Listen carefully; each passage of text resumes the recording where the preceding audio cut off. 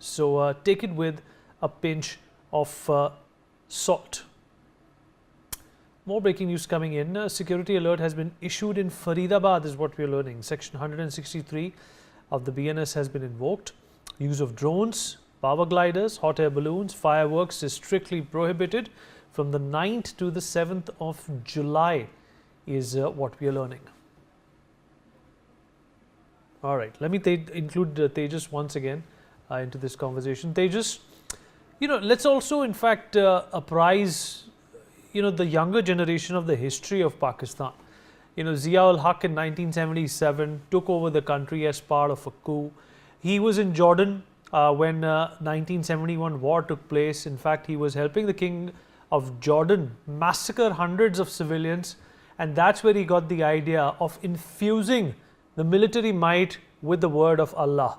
And that's why ISI was born, and that is the reason why this kind of disgust was seen in armed forces in Pakistan.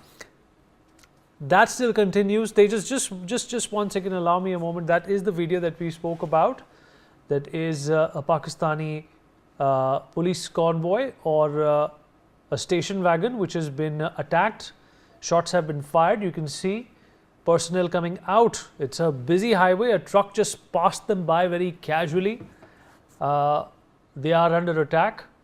Not sure what the verification of this video is, but considering the fact that most of Balochistan is reeling under the misadventures of the Pakistani Punjabi army, they see an opening here. They see an opportunity to teach them a lesson and perhaps claim their own freedom. Pakistan for a very long time has claimed that India has been helping Balochistan. There is nothing of that sort. We are not into that kind of a business. It's Pakistan that sponsors terrorism and kills innocent people. This is of course the same video. This has been released by the BLA. We cannot verify as to the authenticity of this video. But let me tell you that things are closing in for the Pakistanis. They are rattled at this point in time. They're just coming back to you. The history of Pakistan is extremely important. Why do you think that the 70s and Zia-ul-Haq's murder of democracy and the murder of Zulfikar Ali Bhutto was such a turning point in making Pakistan into this militant state? Well, I mean, it has from the day one almost. I mean, Jinnah, first of all, was their sole leader, and he died too soon after the birth of Pakistan. And after that, the unfortunate thing is for Pakistan has been there has not been a single leader worth their salt who can hold the country together. And because of that and the corruption taking place right in the start only, the army came in. Now, the army, of course, initially was not the army we see now. It was, it still had, the DNA of the Indian army in that sense.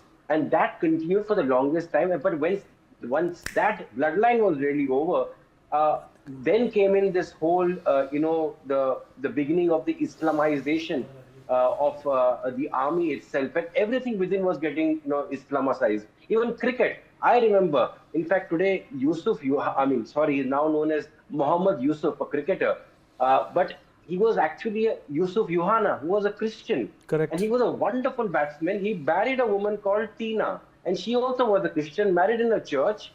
And then this is the same time in the 80s, 90s. It's actually later in the 90s it happened. 2000 happened actually.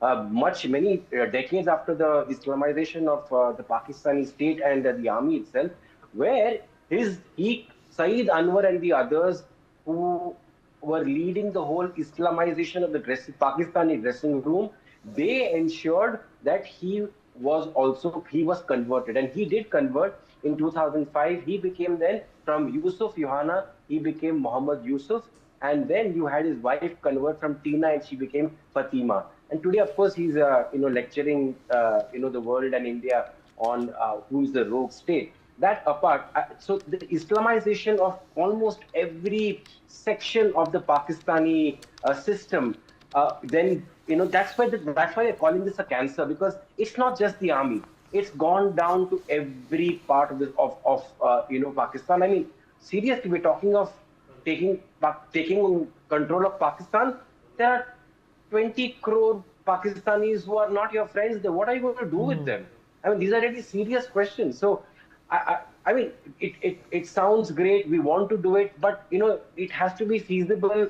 It has to be practical. Do we really, want that sort of, a change in demography once again in India? So there should be. I mean, I'm sure the government has thoughts behind this. What they do with, if there is territory we take this time, what do we do with it? And we should. I do hope we do not repeat. Okay, Wing Commander 1971 Praful Bakshi is also joining us on the program. Tejas, let me rope him as well into this conversation. Wing Commander Bakshi.